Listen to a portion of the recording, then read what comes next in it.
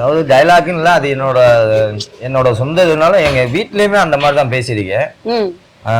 நான் பேசி காட்டுறேன். வணக்கங்க,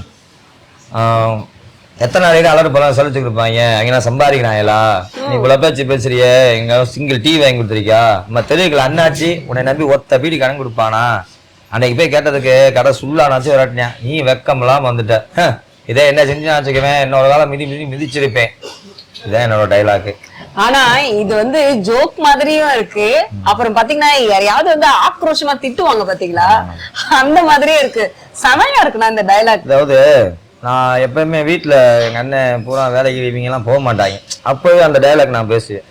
ஏண்டா நான் ஒரு காலை வச்சு நானே உழைக்கிறேன், நீல உனக்குள்ள என்னடா உனக்கு, போடா வேலைக்கு போடா அப்படின்னு நான் சொல்லுவேன். அதை அப்படியே சச்சியானிட்ட சொல்லி அந்த சொந்தமான டைலாக அவர் அப்படியே போட்டு. ஓ, இது வந்து உங்களுடைய சொந்த டைலாக்? சசிகுமார் சார் எழுதி கொடுத்தது இல்ல? இல்ல, அவங்களெல்லாம் நான் சொன்னது. அதாவது எங்க வீட்டுல இருக்கும்போது எங்க அண்ணங்க எல்லாம் வேலைக்கு போக மாட்டாங்க, அப்ப போல என்ன நான் சொல்லுவேன், நான் இப்ப வேலைக்கு எல்லாம் போவேன், ஏண்டா இப்படியே வீட்டுல உட்காந்துறீங்களே, நான் ஒத்த கால வச்சு நானே உழைக்கிறேன், உங்களுக்கு என்னடா உங்களோட வேலைக்கு அப்படின்னு நான் சொல்லுவேன்.